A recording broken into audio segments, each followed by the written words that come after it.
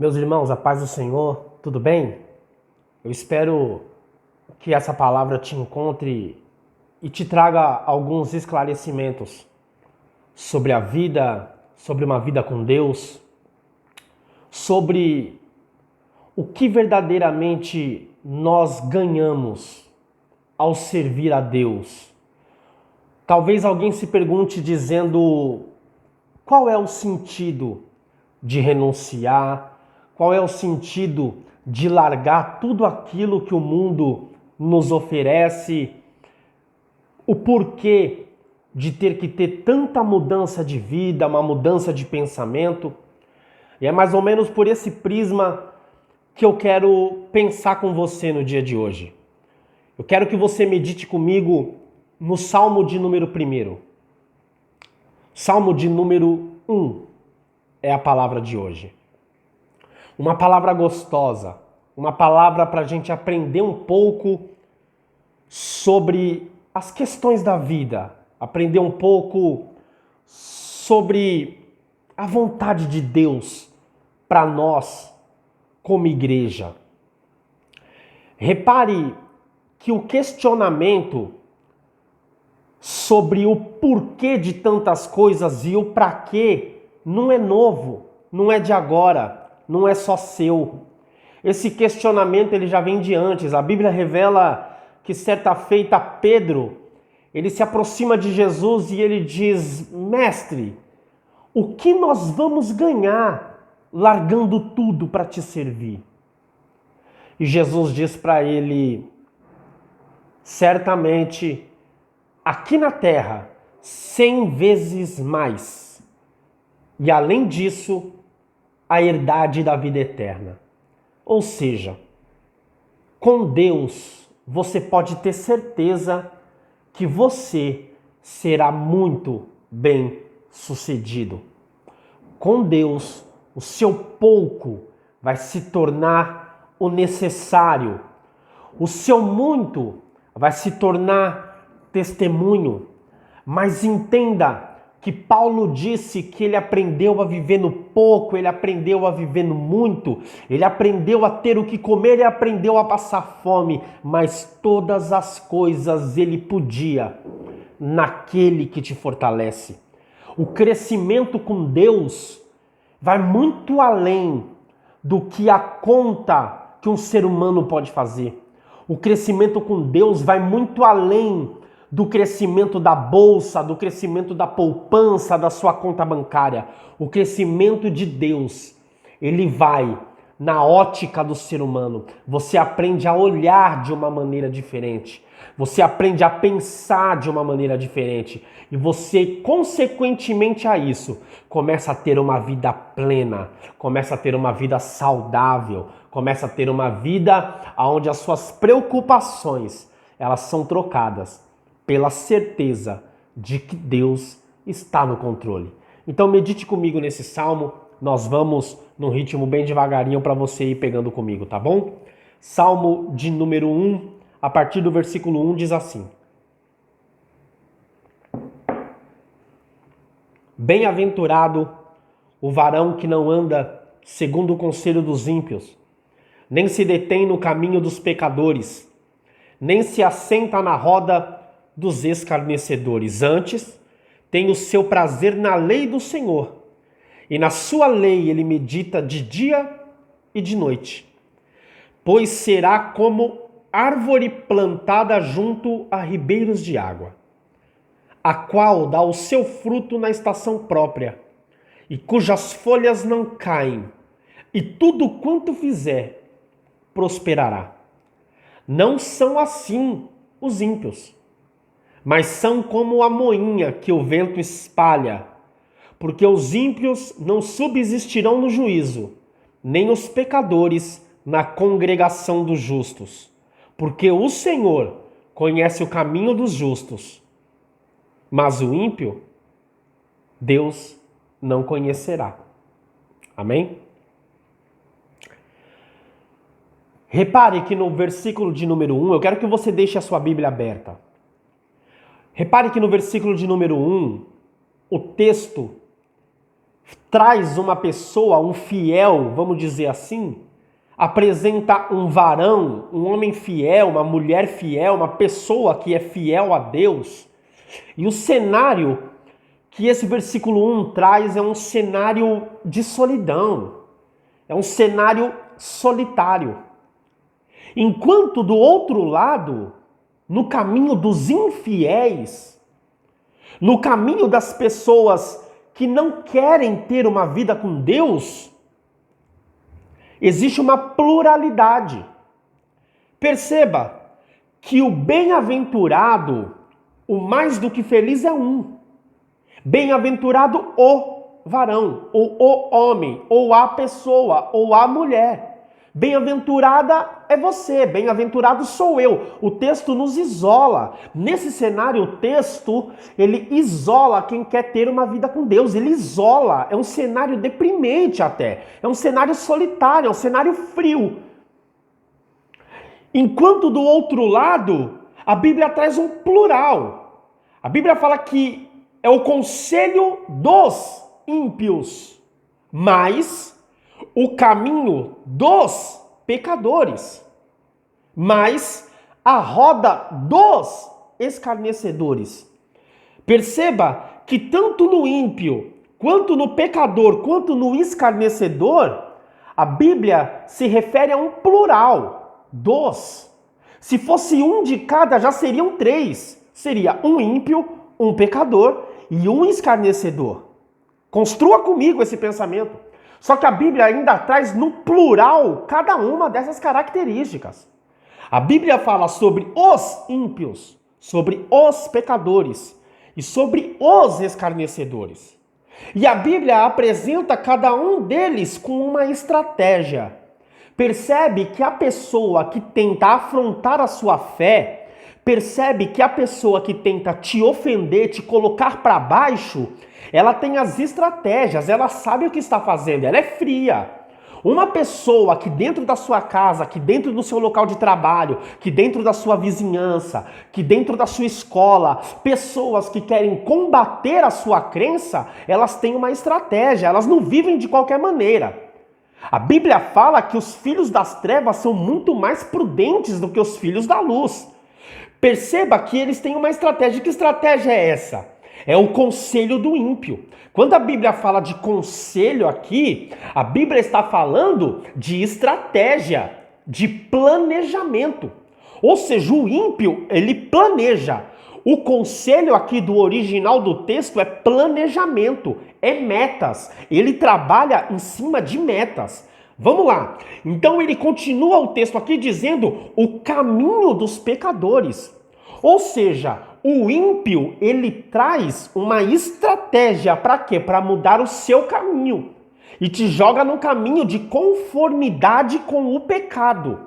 Paulo escreve a Romanos dizendo, não vos conformeis. Paulo chega a dizer que nós temos que denunciar o pecado e anunciar o reino de Deus.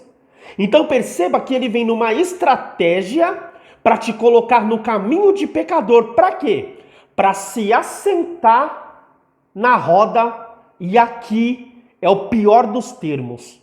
Pior do que o ímpio, pior do que o pecador, é o escarnecedor. Repare que terão duas traduções para escarnecedor dentro da Bíblia. Talvez no seu texto aí está escrito zombador.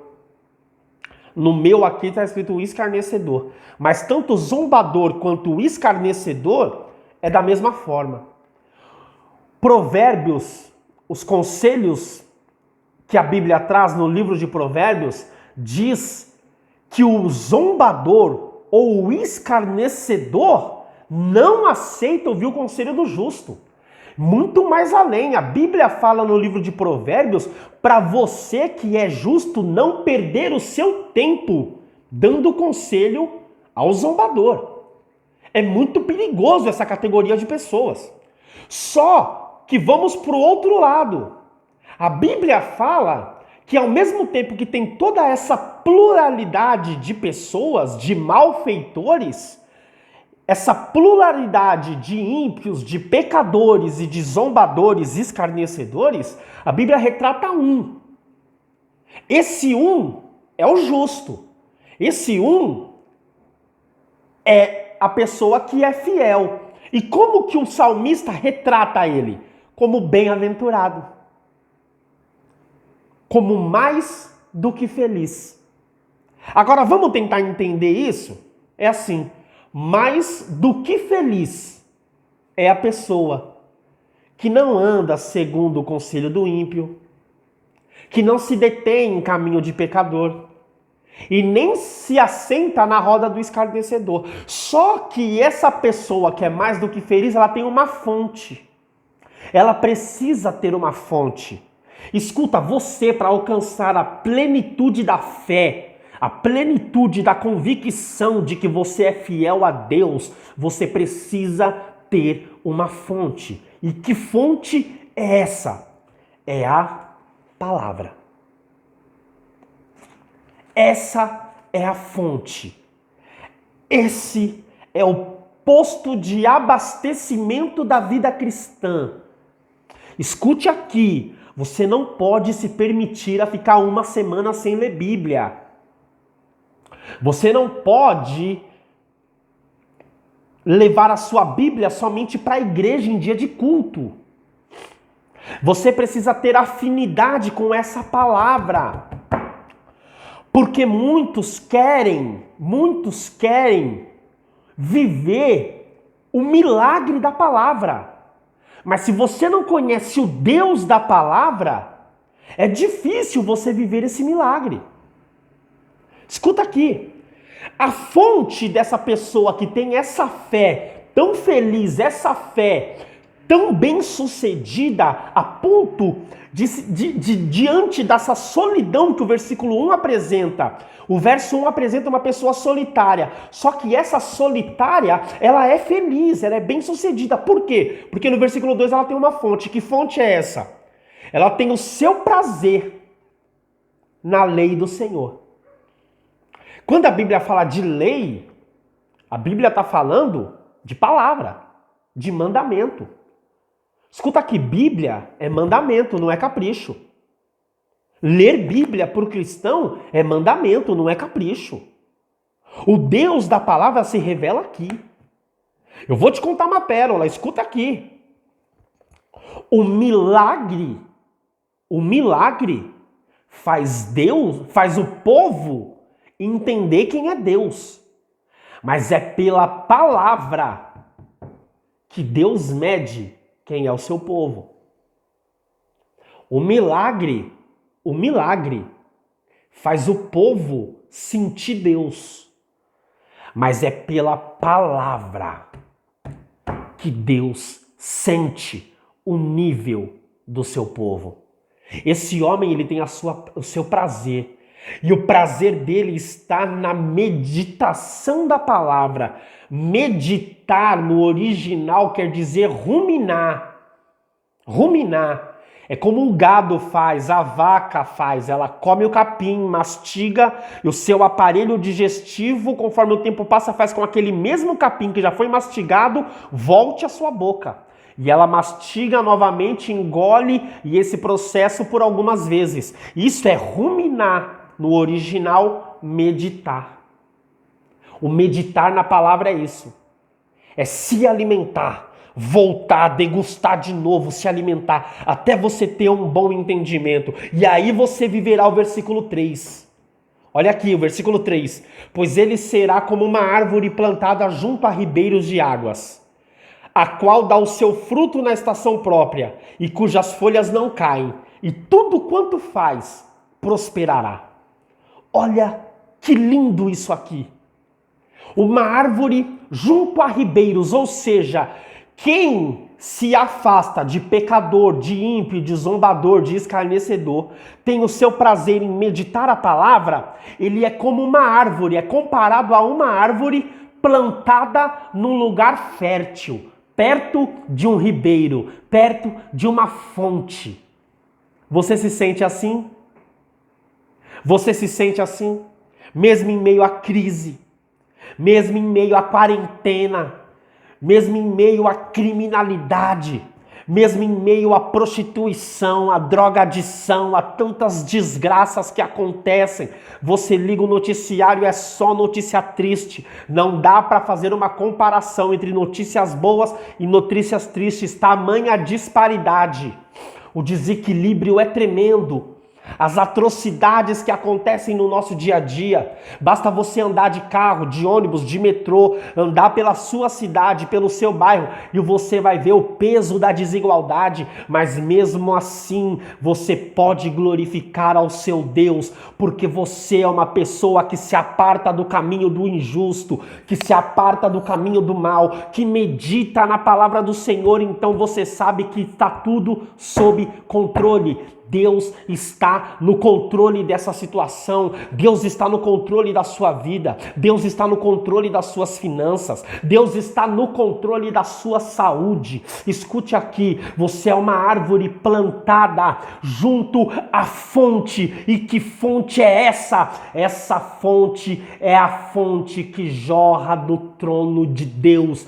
Então não aceite qualquer coisa, não aceite qualquer alimento, não aceite qualquer palavra. A palavra que você tem que aceitar é a palavra da fonte. A notícia que você tem que aceitar é a notícia que vem da fonte. Você tem que se alegrar porque a fonte está jorrando. Pastor, tá tudo fechado. Pastor, eu fui mandado embora. Pastor, eu não sei como fazer. Se alegre porque você está plantada junto à fonte. Essa fonte não cessa, essa fonte não para. A água dessa fonte está inundando a tua alma agora e trazendo sobre a sua vida a fé que você precisa para acreditar que você é mais do que vencedor. Por quê? Porque eu sou plantado junto à fonte.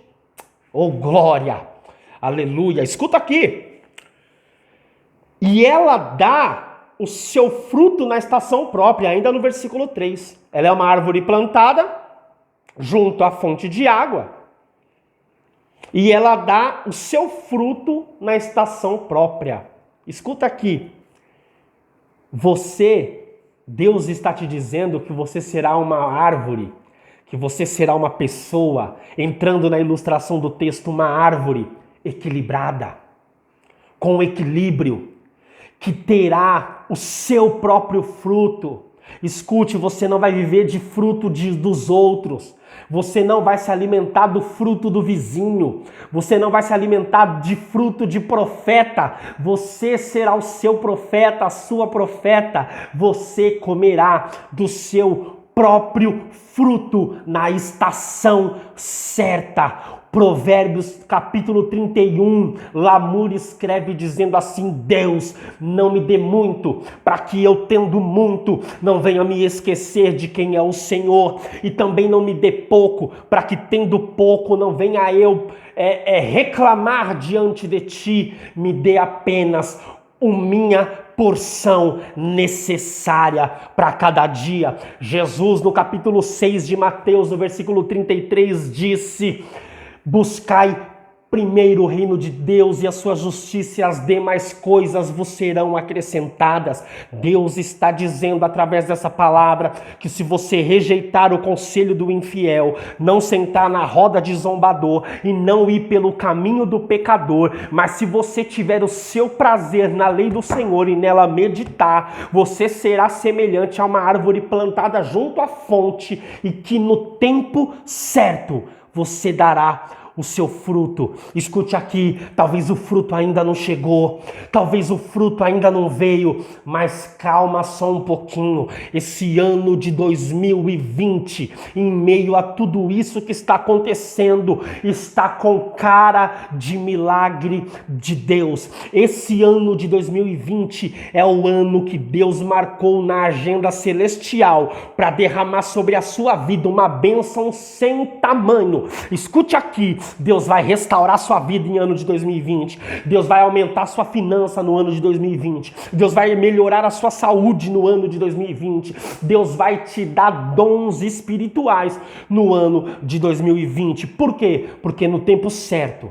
você terá e provará e se fartará de seu próprio fruto. Escuta aqui, E a Bíblia ainda vem falando aqui, ó, dará o seu fruto na estação própria e as suas folhas não caem. E tudo o que você fizer prosperará. A sua folha não cai. Pode vir o inverno, pode vir o outono, pode vir o calor forte do verão. Todo mundo do seu lado, na ilustração do texto, vai estar com a folha caindo. Mas você vai estar ali protegido pelas suas folhas. Por quê? Porque tudo que você faz vai prosperar. Só que olha o que interessante, é que essa árvore não está ali por estar. Ela não foi parar ali por conta própria. A Bíblia fala, no versículo 3, que ela é uma árvore plantada. Alguém plantou essa árvore nesse lugar. Deixa o semeador te plantar. Deixa o semeador te colocar no lugar estratégico da vitória que ele quer. E aí no versículo 4 a Bíblia volta no caminho do ímpio. E a Bíblia fala que não são assim os ímpios, mas eles são como a palha que o vento espalha. Olha, ele tinha conselho, ele tinha rodinha, ele andava por um caminho, mas o final dele é como palha. O vento determina onde ele vai parar. É pessoa que não tem raiz, é pessoa que não para em canto nenhum. É pessoa que vive sozinha reclamando, é como palha, ela voa. E aí no versículo 5 a Bíblia fala assim, ó, pelo que os ímpios não subsistirão no juízo, nem os pecadores na congregação dos justos. Ó, os justos aqui já é plural, você não está mais sozinha. Você não está mais sozinho. Você passou por esse processo e aí, pastor, o que acontece? Você não está mais sozinho. Na congregação tem pessoas mais justas iguais a você.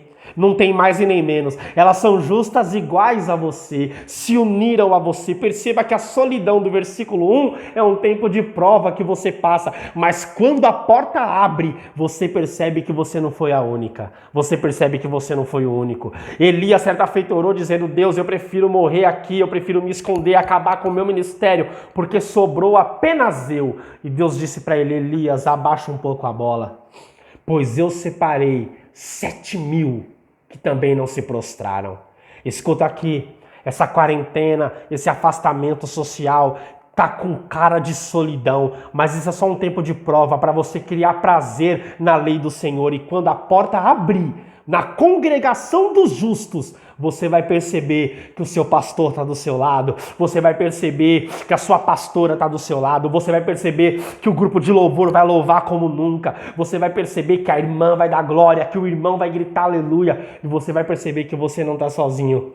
E aí no versículo 6, para a gente encerrar, vem dizendo, porque o Senhor conhece o caminho dos justos, mas o caminho do ímpio perecerá. Escuta aqui, Deus conhece o teu caminho. Deixa eu falar um negócio para você. Deus conhece o teu caminho. Salmo 139 diz que antes mesmo de falar, Deus já conhece a sua palavra. Não para não. Não desiste não. Deus conhece o teu deitar. Deus conhece o teu levantar. Deus conhece as afrontas que você tem passado. Deus conhece as palavras de humilhação que você tem ouvido. E Deus diz, minha é a vingança. Não queira colocar a tua mão. Deus sopra no meu coração agora aqui que tem gente falando demais. Você que está assistindo, tem pessoa aí falando demais, tem pessoa aí querendo resolver na força do braço, na palavra ofensiva. Escuta aqui, Deus está mandando você se aquietar e saber que Ele é Deus. Deus é na sua vida, Deus conhece o seu caminho, Deus abrirá as portas e através dessa palavra eu oro ao Espírito Santo de Deus que você crie prazer em meditar na lei do Senhor de dia e de noite. Que Deus te abençoe. Fique com essa palavra. Um grande abraço à presbítera Flávia. Saudação respeitosa ao meu pastor José Luiz, à minha pastora Thelma, Bianca, Júlia, Gustavo, a todos da Igreja Cristã Senhor Justiça Nossa, a Heloísa, ao Adson. Que Deus abençoe a pastora Nalva, pastor Francisco. Que Deus abençoe o diácono Francisco, o missionário Paulo Nelly, diaconisa Cida, diácono André. Que Deus abençoe a cada um de vocês Irmã Clarilda, que Deus abençoe a cada um de vocês. Um grande abraço, um beijo no seu coração. Tome posse da sua vitória, irmã Poliana, irmã Silmara, irmão Algemes, Juliana, os seus filhos. Olha, você, talvez eu não lembrei o seu nome agora, mas sinta-se abraçado e que Deus possa falar mais claro ao seu coração. O irmão Henrique, a sua esposa, que Deus abençoe a cada um, em nome de Jesus, que Deus abençoe.